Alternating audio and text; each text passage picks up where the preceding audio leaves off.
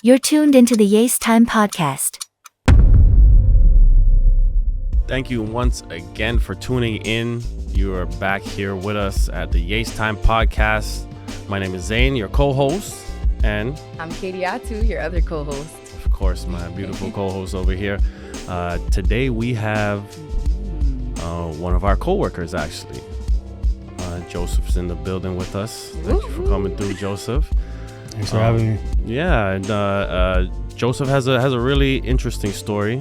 So we felt it'd be great to have him on.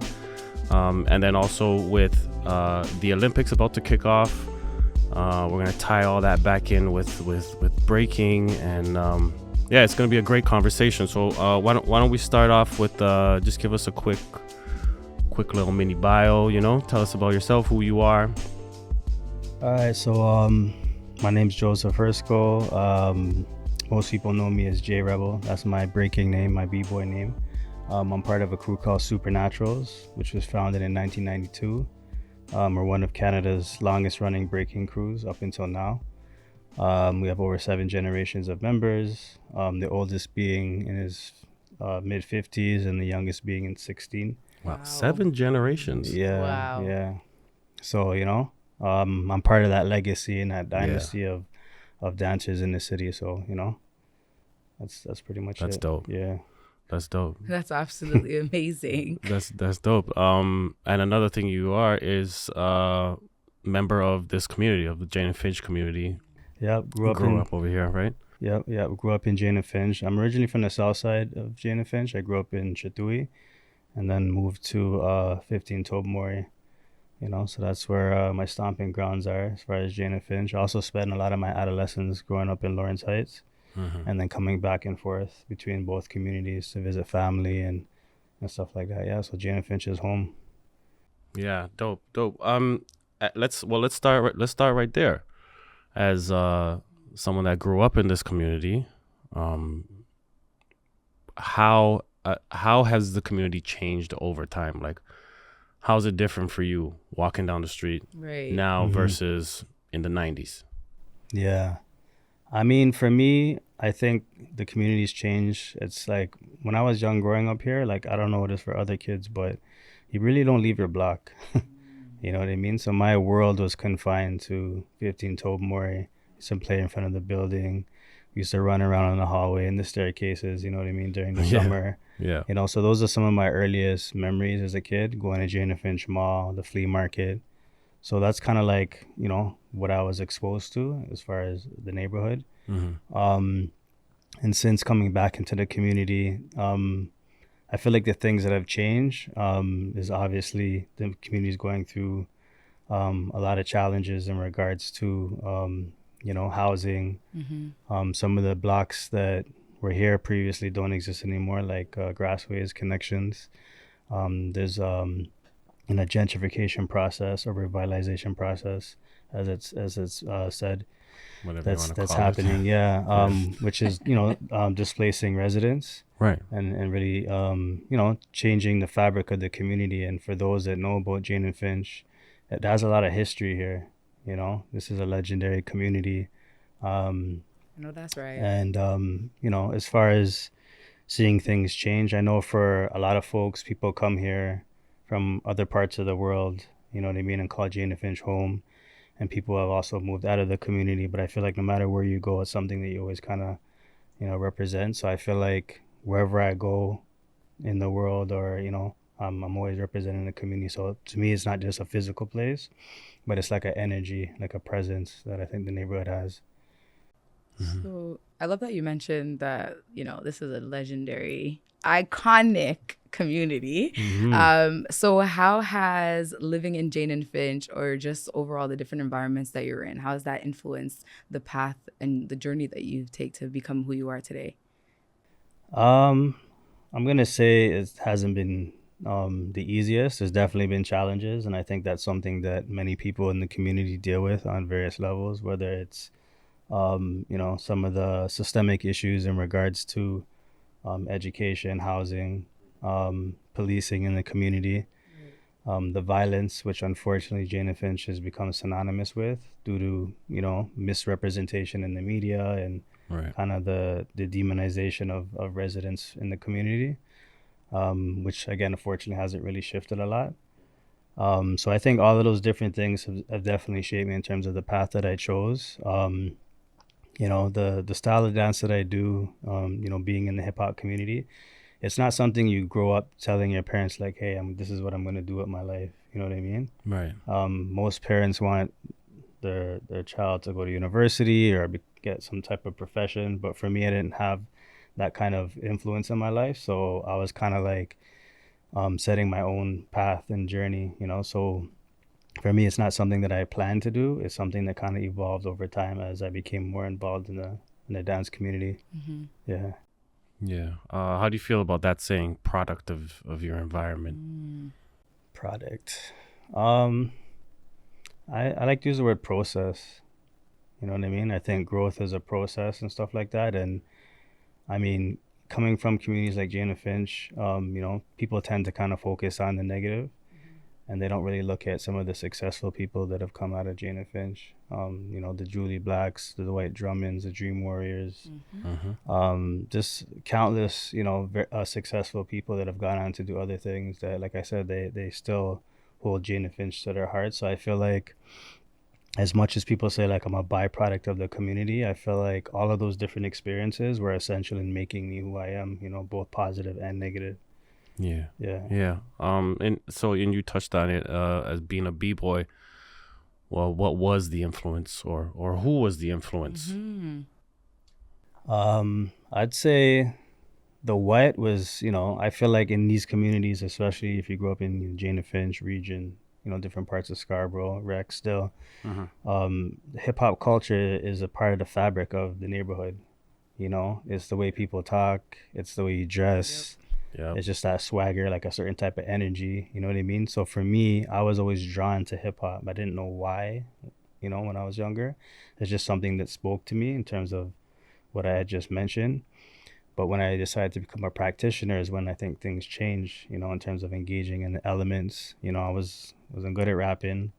DJing cost a lot of money. I remember my stepdad was actually a DJ at records, so it's like, God forbid you touch his system, Yeah. So that was like that was the thing, And then with the graffiti, that was always associated with vandalism and stuff like that. So for me, being young, energetic, and athletic, breaking is something that I gravitated to, and not even knowing what it was, right? Like I said, the moves that these guys were doing were phenomenal. I never seen nobody move like that. So like that's something that I wanted to do.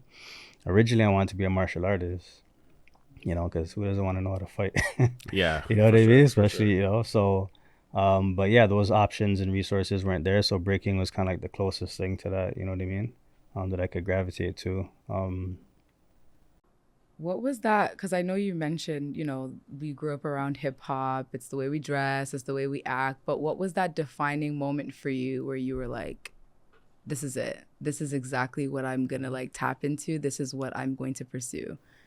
I used to have this cassette date, so I'm kind of dating myself. You know what I mean?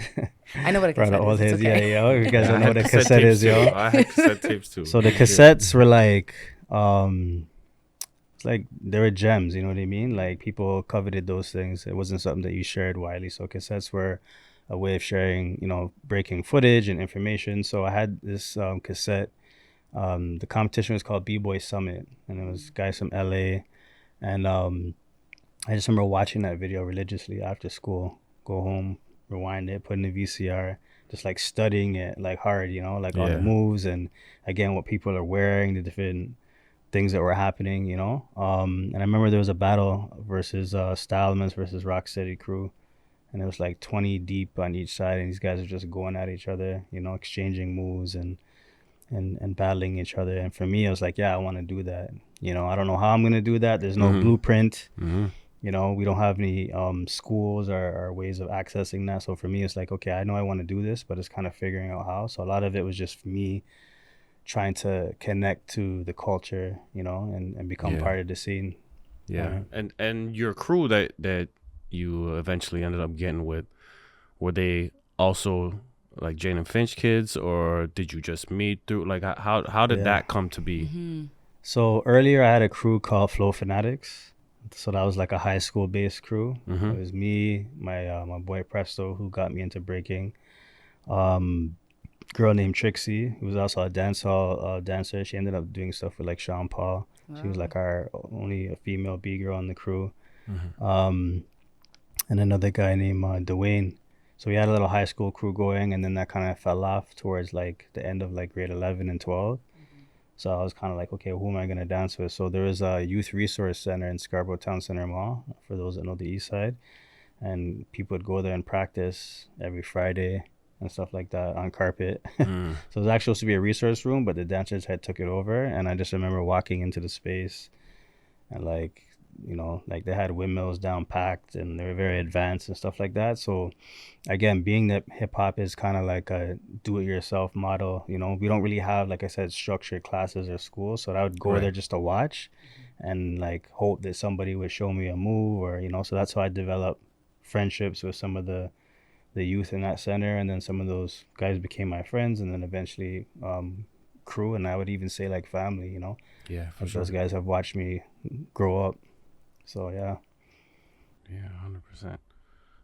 And I mean, you took that to the ultimate level where you became a professional, right? Tell us about some of those experiences, because you traveled the world off of some breakdancing, right? Or, excuse me, breaking.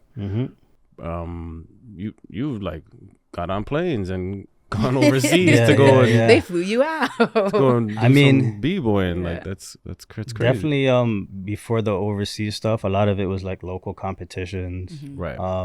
informal battles in clubs, rec centers. You know what I mean? Battling other crews, trying to build your name and your reputation, because hip hop is based on your, you know, who you are and what you've done, right? And that travels. And, you know, before social media, you had to actually go out there and like test somebody, you know what I mean? So even that alone takes a lot of like confidence and courage. Of course. And I feel like just in general, like when you come from Finch, like you already have that kind of energy and attitude. So that played a lot of role in terms of just like me wanting to like call people out and test my skills. So from going from local competitions to other provinces and cities and like places like Montreal and London, Ontario, and then eventually going over the border into Rochester and Buffalo, you know, just kind of like earning my stripes and paying dues, right? One of my crew members, Dizzy, he lives in Asia right now. He's considered one of the biggest b-boys in the world. He won a competition in New York in like the early 2000s. So just off of that, we basically, I won't say became mainstream, but, you know, started to make a lot of noise in the international scene. And people started to pay attention to this crew from Toronto, you know, Supernaturalz. Prior to that, we had crews like Bag of Tricks, who had gone on to do like international competitions. But other than Bag of Tricks, there was no one else until we came along and like, you know, put the city on the map again. So from those competitions to Dizzy winning the Rock City Anniversary to getting invited to Battle of the Year, which is in Germany, and that's considered one of the most prestigious breaking competitions in the world. That was phenomenal, you know, to be able to get on a plane, like you said, leave the hood, and, you know, trying to explain it to your friends and like, yo, I'm going to Germany, yo, to battle. They're like, what? That's like where? Like crazy. you have to sit down and look at a map, you know. So did that to me, I would have been like, I thought it was just they in the b-boying over in Germany. Yeah, because it's like, who's like, you're going to Germany for what? So like people didn't really get it, you know. They didn't understand that there is this really you know, dynamic breaking community that's been going on obviously since, you know, people know breaking from the 80s, but it's been thriving globally. So I went to Germany with my crew in 2004. We also went to UK champs and Korea as well, twice, 2017, and then I think 2009 we competed as well. Yeah. So definitely, you know, representing an international stage is definitely a privilege, because again, a lot of kids, you know, that want to do this, like those opportunities don't exist, you know what I mean? The infrastructure is not there. Right. And then, you know, being that it's now considered a sport, now there's a little bit more attention and education around that. But I feel like for a lot of kids, being able to compete on an international level, there's definitely a lot of barriers. So I was lucky in a sense to be able to go to these countries and represent. That's amazing. How do you think that helped shape you both personally and professionally? Like all of those experiences of traveling, meeting different people, experiencing different cultures. Um, I'd say on a personal level, definitely, like you said, like meeting other cultures, being in other parts of the world where the social norms are different from what you're used to. So you really have to humble yourself Yeah. and be open to learning. You know, I think one of the beautiful things about hip hop culture is its ability to unite people from all walks of life, different parts of the world. You know, because when people think about, well, I guess what you see in mainstream hip hop, they have a particular view of what the culture is. But yeah, like there's b-boys in Russia, Korea, 100%. you know, Pakistan. Like it's definitely like a global phenomenon now. Yeah. And just to be able to see what you do in other countries and have that, you know, that cultural exchange and that opportunity to learn from people, even if you don't speak the same language. Dance is a universal language. It's a way to Right. communicate and connect. So Yeah.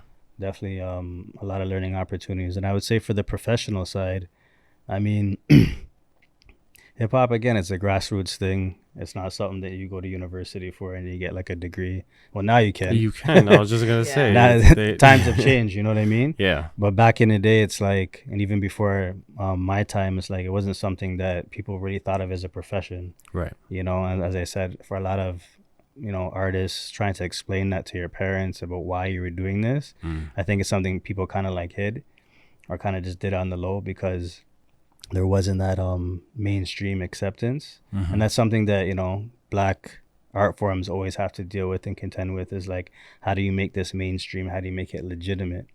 Right. But I feel like, you know, hip hop is also about, you know, validating one another, and that we don't necessarily need institutions and these other platforms to say that these things are valuable. They're valuable to us. Right. That's Right. how we create these things and cultivate it. So, yeah.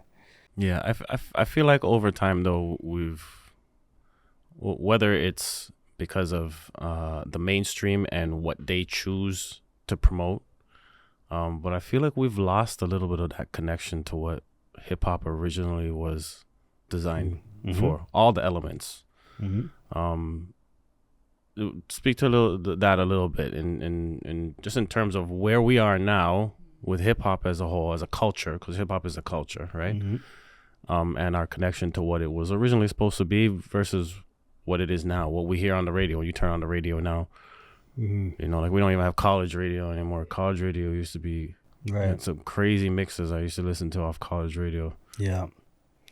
I mean, as far as the original inception of hip hop, being that it started in New York, in the Bronx, it started in the streets, like I said, in the block, at the block parties or in the gymnasium when it would be cold. They'd bring the parties inside, and this is, again, largely due to the fact that these are marginalized communities like Jane and Finch, you know, where there wasn't like a disco or a place where you could go have a party and come together, you know. So like I said, people created this out of a necessity, you know, whether it be, you know, people like Kool Herc, you know, a Jamaican immigrant doing block parties. Like these are all different things that, you know, people that are part of the Black diaspora were already doing in countries where they were from. They just brought it into this, you know, into these parks, into these ciphers and stuff like that. So I feel like hip hop has definitely become, from a grassroots community led thing, to become a multi-million-dollar industry. Yeah. Where, you know, you have rappers that are, you know, have major sponsors and it's corporate, you know what I mean? And when you look at mainstream hip hop, you don't even really see the elements and the culture reflected. No, you don't. Right. So a lot of young people who are thinking about, you know, hip hop culture, if I ask them like, what's the 4 elements of hip hop? They're like, rap. You know what I mean? They can't really identify those things and seeing them as part of each other. Right. So if you know, you go to a real hip hop jam or you talk to certain people, they know that these things are integral parts of the culture. And not only the 4 elements, but also there's principles and values that come along with hip hop, like peace, love, unity, and knowledge, wisdom, and understanding. Right. So these concepts or principles were obviously influenced by groups like the 5% Nation and Nation of Islam, and like different cultural national groups that were also involved in the community. You know what I mean? Groups like the Zulu Nation, which were, you know, trying to organize a lot of the gangs and, you know, and people in the street into like positive, you know, members of the community and using the elements as a platform to do that. So when people just think hip hop is just about rap or what they see on the radio, they're missing a lot of the education piece, Yeah. which I think is important for people to understand that breaking and hip hop culture are synonymous. I feel like it was even something that was, done purposely. Like you think now, how many conscious rappers can you think of now? That are like Kendrick, up and coming, Cole. or just the There's think not it's too that many. many, It's rare, but yeah. like in the 90s, there was a lot of conscious true. rappers, and it was all over the radio. On BET you'd see their videos, and it was, but it that like aspect of it is just I find like fade. I don't want to say non-existent, because No, if it you still look you can exists. find it, Yeah, but If you look, you'll find but it. if Still you're exists. looking at the mainstream, you're just not gonna find that type of content. It's not what's being promoted. It's rare, right? yeah. No, It's not. it's the gun stuff they're promoting, the streets, streets and a lot of sex, revenge, Like, it's- yeah. literally, Yeah. and then that's just the cycle. Capitalism, materialism, Right. misogyny. Power, money, Yeah, Yeah, for sure. So, same story, different characters. For sure, 100%. But now you're a community resource engagement worker at YAAACE for the community safety team. How does that feel working back in your community? Definitely, it's been a journey, kind of circling back to what we were talking about earlier about hip hop being, a community driven culture, and talking about consciousness. I feel like these are some of the things that I got from the music, because before I was into breaking, I was into the music, so a lot of the messages, a lot of the ideas that filtered through the music, I took a lot of that stuff and internalized it, in terms of just having a greater sense of consciousness, and just having like the God say, like, knowledge yourself and others, and just promoting that. I started working in TDSB in around 2006. Okay. That was also known as the year of the gun. And 52 young men were killed due to gun violence. There was over 300 and something shootings. Most people know about the Boxing Day shooting.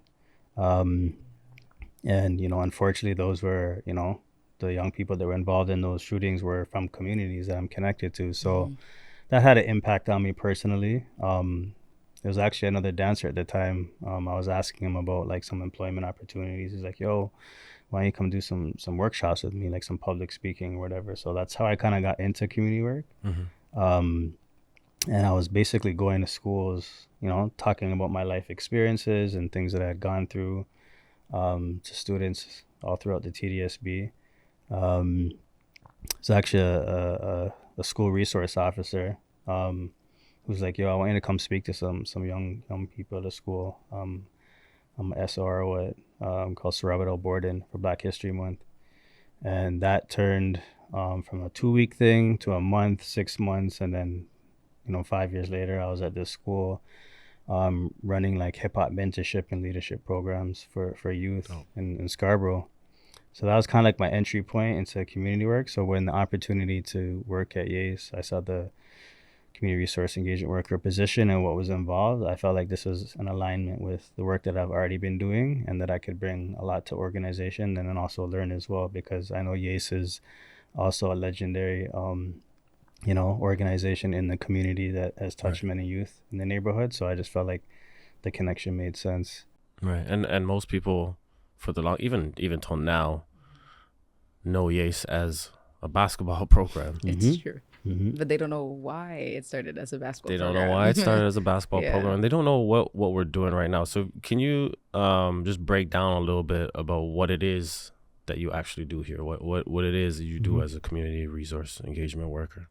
So my role is I work with youth 6 to 29 years old that are in conflict with the law, or the law is in conflict with them, and essentially provide them with wraparound support services and systems navigation. So like it could be, helping them navigate housing, advocacy within schools, connecting them to employment opportunities, and just providing that kind of overall mentorship. I know for me growing up, we had OGs, we had certain people who used to look out for us on the block, and point us in the right direction. But I feel like that doesn't exist anymore. So like what Right. you were saying earlier, like what's changed about the community, I feel like that role is not there. So I kind of like take on that OG role within my job and kind of just like say, hey, try to show the youth that there are resources out here, there are opportunities, and making sure that they're connected to that, you know, because a lot of our youth have been, you know, marginalized and kind of pushed away. So I feel like connecting with them is really crucial. And also, you know, it's a different generation now. Yeah. So some young people might know me that they don't know me and stuff like that. So I think it's important to bridge that gap, you know, so that we can pass on the knowledge and wisdom and the supports that they need. In addition to my work as a caseworker, I also started a program called DanceSport, which is essentially, you know, combining, you know, the aspects of being an athlete, but then also competitive dance, coaching kids in the neighborhood. We have a program every Friday from 6 to 8. Right now we're training the junior cohort, so that's kids 6 to 12. And it's been going really good so far. The kids are really enjoying themselves. And They're again, doing really good too. Yeah. just definitely some talent. And you know, when I heard about YAAACE, I was like, I know basketball is big here. I used to have hoop dreams, you know, and ball was the thing that I was into before breaking. But it's like it's just offering kids something different, right? Yes. And something that that's accessible, because you don't need a uniform to break. I mean, you want to look fresh, but you know, it's not essential. It's just you and your body, you know what I mean? Your creativity and stuff like that. And the time you put in. Yeah. And the time you put in. Yeah, so it's a very accessible art form and sport, you know, now that it's going to be in the Olympics. So I think it's something that kids can gravitate to. And also, like I mentioned, some kids may not know what breaking is, because we live in a different era now where there's social media, there's TikTok. So a lot of them are getting exposed to dance through social media, where for us, it was like you had to go to parties and, you know, maybe get a VHS tape that you borrow for like 8 months and then, you know, mysteriously disappears. So was you had talked about earlier on not having these resources and these spaces. Is that the reason why you wanted to bring it here? Yeah, definitely, because there's nothing like it in the community. You know? sure. And I know that because I've been sitting here for years, being like, I want to start a breaking program here. Like I tried at Driftwood Community Center and it ran for a little bit. There's a guy from a crew called Intricate. He used to run a breaking program at Driftwood, and then when that fizzled out, there hasn't been nothing like it in the last, I'd say, 20 years. You know what I mean? So it's definitely filling a gap. And like I said, a lot of kids, I think, will gravitate towards it because it is something different. And it's something they're going to be seeing this summer at Paris 2024 Olympics. And you touched on it a little bit too there. Like, not every kid in the hood wants to play basketball. Right. You know? And less even now, I'm finding that the more opportunities they Get see out exposed there, to, get exposed they're to considering out new there. things. Yeah. I feel like a lot of us played basketball and did certain things because we felt like that's all we could That do. was the only option, Right. was basketball or rap. Or the streets, you know Or what the I mean? streets, Like Biggie says, either you sling crack rock or you got a wicked jump shot. So it's Exactly. like growing up, you're given narrow pathways as to what you can do, right? So I think it's not so much just about exposing them to breaking, but exposing them to different things. Like at YAAACE, they do robotics. You know, we took young people to a tech conference as part of the new narrative to show them about how they can use tech in their lives. So just like as many opportunities as we can put in front of youth, I think is important for their like growth and development, you know? And so breaking is just one of many things that you know, we're offering. I love that even with the DanceSport program, like the kids can join without having any experience of breaking whatsoever. Right. But not only are they learning how to break, they're also learning like the importance of like eating proper, like the nutrition part, taking care of your 100%. body. Yeah. Right. So can you tap a little bit more into like why that's important when it comes to, I guess, breaking in general? Yeah, I mean, definitely like any professional athlete, you have to take care of your body. Your body is your greatest asset. And as soon as our bodies start to deteriorate and fall apart because of age and injury, so, you know, eating healthy, you know, taking care of your body is essential. Like I used to smoke and do things that weren't good for my body and stuff like that and eat McDonald's.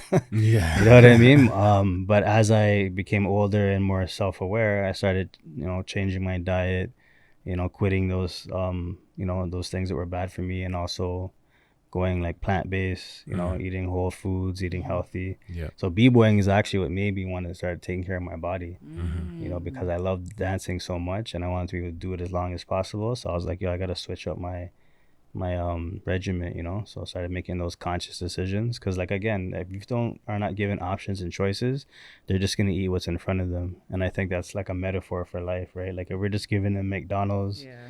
you know, and to eat, then that's what they're going to gravitate to. So it's like, how can we, you know, switch that up? So definitely taking care of your body is a must. Yeah, I mean, I agree 100%. We were just talking before we started about the vegan, Yeah. the Yeah, vegan yeah, thing, yeah. and you know, I was saying I don't think it's for me. But Yeah. you know, it has its benefits, Yeah, right? 100%. Obviously, it has its benefits, or else it wouldn't be something that you know, people live by so hard. Like people that become Live a long, vegan, like healthy life too. Yeah. they're hardcore vegan, Yeah. you know. And even if it's not like eating like vegan or plant-based, I grew up, you know, like West Indians, Rastas, they call it Aital eating, Aital which means food, vital, yeah. right? So eating from the earth, eating natural food. So even if you are consuming meat, just trying to eat as healthy as you can. Right. Balance. Finding that And balance. balance, exactly. right? So like Yeah. that's where originally like the idea of not eating meat came from. And then I learned that, oh, there's this thing called veganism and stuff like that. But like I draw from that in terms of like health. And it's not to say everyone needs to be vegan, but I think just being intentional about what you put in your body, I Right. think is valuable, whether it's food, drugs, and just even what you consume on a daily, the type of people that you hang around, and your energy. You know what I Yeah. mean? It's what you're looking at on social media. So all Yeah. that is part of your diet. Yeah. So yeah, for the kids, it's modeling healthy lifestyles. Like I could be their dad, and I'm out here spinning and No, it's actually, you know what I mean? bro. You know what I mean? The first time I saw you do it, I was like, Whose uncle is this? how I could bear. Wow. Yeah. That was an awe. So amazing that you still have that, like, you know? Yeah. So that's again, it's modeling that lifestyle. They're like, hey, this is what a 41-year-old man's supposed to be doing, not Yeah. struggling to breathe or running, being winded, running down the block. Like we have to be able to model those things for youth. Mm-hmm. And it's like, yeah, it's about being athletic, but it's also about like wanting to have a healthy body to live in, Right. to do stuff when you get older, because one day you're gonna get old, Like I thought, just the other day I was in elementary school. Yeah. And like, now my back Surprise, hurts. surprise. Yeah. Yeah. Yep. So where do you see the future of breaking going? Because we've touched a little bit on it. That breaking for the first time now is a part of the Olympics. Mm-hmm. So the Olympics that are about to start right now, there's gonna be breakers in there representing their country. They got teams and. Where do you see the future of it going, and how big of an impact is it coming into the Olympics? I mean, it's hard to say. This is the first Olympics, so everyone has kind of like a vision of what that's gonna look like. There's obviously some challenges in regards to how some people feel like breaking is going to be represented in the Olympics because it is a sporting event. Right. Some people feel that breaking doesn't belong in the Olympics and that it's not appropriate. And there's others that think, it could be a good opportunity to showcase what's already happening. Like I mentioned, there's a lot of competitions like Red Bull BC1, Bboy Summit that I had mentioned, other prominent competitions that happen every year. So breaking is already at a high level. I just think it's the Olympics taking notice to what's already been going on. So before you continue, you say there's people that think it's not appropriate for the Olympics. Why would that be? Because it's a creative thing, and judging is really like based on perspective, and right. I think it's not a traditional sport, I guess, if you want to call it that. Fair. Like if you Google the definition of sport, if you have two teams or opponents, you have a scoring system, you know what I mean? You have a criteria, that in essence is a sport. However, it's also an art form as well. There's a creative aspect of breaking. And then there's also a DJ. There's music being played. Right. Other sports. I mean, you'll have music at basketball games, but it's not integral to playing basketball. You don't need music. Yeah. Right. And, music informs dancing.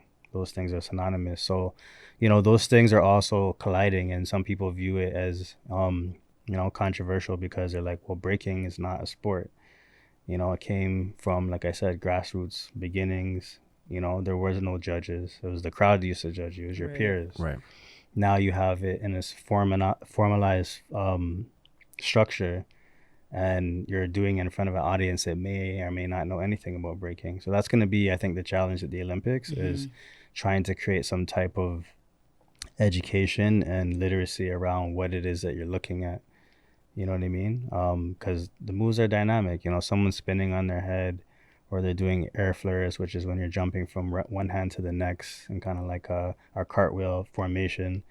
You know, these things are incredible to watch physically, right? But then, like, how do you quantify that? How do you Right. put a number value That's a good point. against those things? So those are some of the challenges that the breaking community's been working through in terms of developing judging systems. There's two systems that exist.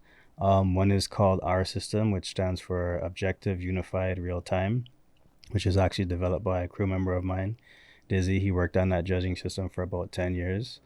And Shout out Dizzy. yeah, and then the other one's called Trivium, which is developed by a b-boy named Storm from Germany, a legendary b-boy. And that's actually the system that was used in the Youth Olympics in Buenos Aires in Argentina.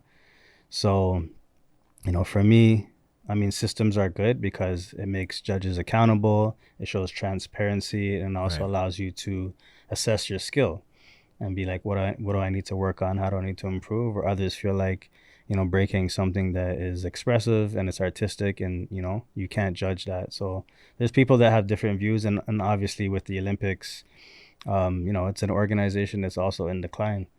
The numbers are not there, right? So they're hoping that, you know, the youth We'll start. sports now that they've inducted, so breaking, I believe one is rock climbing, same thing with skateboarding. BMX. BMX. Is still in there. Yeah. Is going to attract, you know, another generation of people that are into That's the true. Olympics. So, Yeah. you know, so we'll see whether it's, again, it moves breaking forward collectively, or things just stay the same. I think what's important is that young people are able to be inspired by what they see, like how I was, you know, watching videos and wanting to get, you know, more involved with the cultural aspect of the dance and the different events and the community side of it, right? Like, I can go to any country and be like, yeah, I'm from Supernaturalz, and it's like, you got a place to stay and someone to show you around. Wow. You know what I mean? So I think those things are more valuable than, you know, the gold medals and For sure. the sponsorships. And not to say those things are not important, because Yeah. the community needs infrastructure. Like I said, they need government support, corporations to inject money into the scene and stuff like that, so that people can make livelihoods for themselves, especially when you're coming from like marginalized communities. These things mean a lot. So it's not to say that those things don't matter, but it has to be balanced. Certain moves, I'm guessing. So like a flare, is there an assigned score to it? Like, are you building up to try and get the highest score? Like how does it work? And can somebody come out and just do whatever the highest What is scoring trick is, highest and just scoring do it trick? over and over again? Yeah. Like, does it take away from the creativity of it, is what I'm really asking. Well, essentially, like, the judges are assessing your overall skill set. So they're looking for your musicality. So how in tune you are with the music that's playing, right? Like, if you're just coming in and doing a flip and you're not paying attention to the music, there's a disconnect, right? Okay. So And the you're acrobatics, losing points for something like that. well, you're gaining points, but you're also not getting overall scores, right? Because, again, the musicality, people are also looking at your vocabulary. So, like, how your foundation is. So just like there's foundational steps for everything, you need to have those basic and fundamentals covered. Right. Obviously the creative aspect. So, like, what new are you bringing to the table? Like, are you just doing the moves in any standard way? Are you adding your own little sauce True. and you know, and seasoning to it and stuff like that to make it stand out? So those things are important.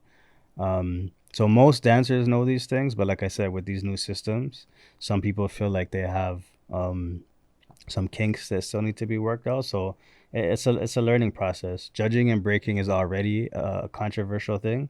I've lost competitions. And, you know, again, when you go to the judges, you're like, why did I lose? Or for some accountability, it's not there. So I think having a system is good, because you have to be trained to judge in the Olympics. You have to go through a vigorous training process and understand how the system works and what the scores mean, True. how to tally things up. Right. and not like be on your cell phone, You have to pay talking to your attention. girl. Yeah, you got to pay have to attention to actually what's pay going on. attention. Yeah. So it makes judging more official and more of a bigger responsibility than I think it's been. Because nobody likes judging, because people come up to you and again they're frustrated and they want to call you out. Yeah. So I've seen judges have to like put down their scorecard and and go deal with somebody because they're mad. You know what I mean? So maybe I hope you don't see it at the Olympics, but so yeah, judging is something that is evolving and growing. Yeah. I feel like it's hard to judge too without having personal biases, right? Like if you're, especially in 100%. something with breaking, like if you like a particular style or there's this particular move that you really like that you did when you were breaking, like you might Or how assign you were more taught. points. Right. Yeah. Or didn't even exist when you were breaking. True. So because some people might be like, how can you judge? Like if you're an older judge from back in the day, how can you judge what's going on now? Because the dance has evolved. There's no moves that have been developed, right? That's a good point. Yeah. How would you say it is in compare, like everything evolves, right? But would you say if we were to have a time machine and take today's top b-boy back into say the early 90s and put him up against the top b-boys from there, like how do you think he would fare? It's interesting, that question, because or she yeah. Shout out to the b-girls. Get it right, team. Yeah. Shout out to the b-girls. It's interesting because you have b-boys from the 90s who are still catching wreck right now. They're still battling, Really? So that you have b-boys from certain generations that are intergenerational, meaning they've battled back in the day and they're also battling now. So I feel like if you were to take guys now versus I say in the 90s, I'm from the 90s, so I feel like our era was more creative. Like people had more like distinct styles. Like Supernaturalz, my crew, for example, we're known for what we call threads, which is like an intricate system of footwork with like complex sequences. And I mean, something you got to really see and understand to pick up on. It's like a language. So that's what we're known for in breaking, and obviously we do, the conventional moves, tricks and power moves and stuff like that. But the threading style is what we do. So like, how do you compare that versus someone that knows how to spin on their head, 25 times, right? So really it's about overall skill. Just like in figure skating, like they have different categories and things that they look for, in terms of the athlete. So those are things that are going to be balanced in the Olympics. Yeah. What advice would you give to young aspiring b-boys and b-girls? Man, think about myself. Yeah, I mean it's different nowadays because you have YouTube and we have all the things that you didn't have when you were coming up. But how would you approach that? The advice I'd give is the earlier you start, the better. Because as life starts to catch up with you and you have more responsibilities and things you got to worry about. I've seen a lot of very talented dancers have to put down, breaking and just get a regular job or just go to school and, but I'd say, definitely start as early as possible. Find a mentor, a coach, someone that can guide you who's a, OG or a veteran and soak up the knowledge. There's lots of people teaching breaking now in person and online all around the city. Take care of your body. You know what I mean? Like I was saying earlier, health is wealth. Invest in your body, train. And also, I always say the b-boy stands for break boy, but it should also stand for business boy. Like, be about your business. I like that. And again, like, that's not to say, like, we want to become millionaires off this. If you can, cool. Because look at Tony Hawk, look at the skating industry. Those guys are paid. Yep. You know what I mean? But be about your business. Know your worth. Like I've done Corn Pops commercials. I've done, stuff with movies. And we didn't understand how to read contracts and be about our business. So I also feel like hip-hop in general, and me specifically, like there was a lot of exploitation that happened. Right. Because we weren't about our business, right? We just love to dance, right? So similarly with the Olympics and the fact that a lot of money is going to be invested into the sport, is to do your research and know your worth, and learn how to monetize your skills, so that you can support yourself and have a longer career. I think that's important. So those are the main things I would say. So what are some of your goals for the future, both for yourself and for the programs you're involved with at YAAACE?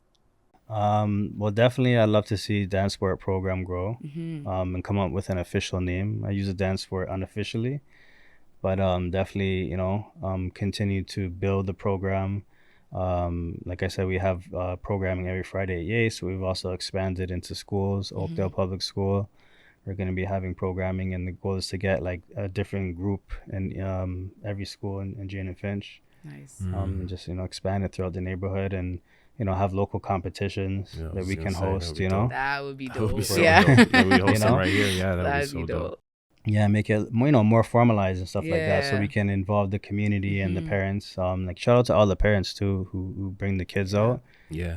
If you're a single parent or you have multiple jobs, to be able to bring your child out for these type of things, be tough, it means yeah. a lot. And it's tough for some parents, they can't Yeah. commit. So Yeah, and even with the free program, it still requires the dedication from the Yep. parent From to the parent. get Yeah. those kids here. Mhm. yeah, and You to know, see when you're the, talking about older kids, it's a different story. But when we're Yeah. talking about Yeah. the younger younger kids, ones. it really requires that same sort of dedication from the parent. yeah, and it means they see the value in it. And I think that's an important message to tell your child or youth, is that you see the value in what they're doing, even if it's not necessarily attached to money and certain things right away. Because again, for a lot of parents, it's like they don't really understand certain things. They're like, "Oh, I want to rap or a break," and they're like, "What?" What do you do? Yeah. Like, Yeah. Become a teacher, You know what I doctor, mean? engineer, Yeah. lawyer. So I think that's an important thing to acknowledge. Yeah, dope. So the program that you work for is called New Narrative. I'm just encouraging everybody that's watching or listening, if you're not familiar with the program or any of the other programs that we offer here, the DanceSport that Joseph does here, look us up. You could check us out at YAAACE.com. There's a lot of information over there. Also through our social medias. What's the best way for someone to get in touch with you? Just come by YAAACE or info@YAAACE.com, and they can ask for me. We're going to be registering more youth in the fall. So definitely, if this is something you feel like, this would speak to your child or youth, that to register them for the program, because we do want to have a set team. Right now, like I said, we're doing the juniors, and then we want to have a senior team as well, which will be 13 to 19. So we're recruiting. So if you think you got what it is, and I think it would be dope. Everyone should actually check it out. Don't knock it till you try it. Yeah, For sure. sure. And check out Breaking at the Olympics for the first time this year. Yes. Check it out. And it's been a pleasure. It's been a great conversation, Joseph. Likewise. Thanks for coming through. I mean, coming across the hall to come Yeah, right. to come chat with us. But Shout out you, J-Rebel. yeah, respect, we respect. appreciate the knowledge that you have, and appreciate you for coming through and sharing that with us. Any final words? Honestly, just keep doing what you're doing. Keep inspiring these young, brilliant minds. And I only look forward to seeing how the program is just going to grow. Who knows? You may be at the next Olympics with some folks, right? So Or one of these YAAACE kids in the Right. future, right? Right, I said it here, exactly. folks. YAAACE Time Podcast. Yeah. Receipts. Exclusive. For sure, yeah. And with that, this has been another episode of the YAAACE Time Podcast. Thank you for tuning in. Stick with us. Thanks, Joseph. Peace.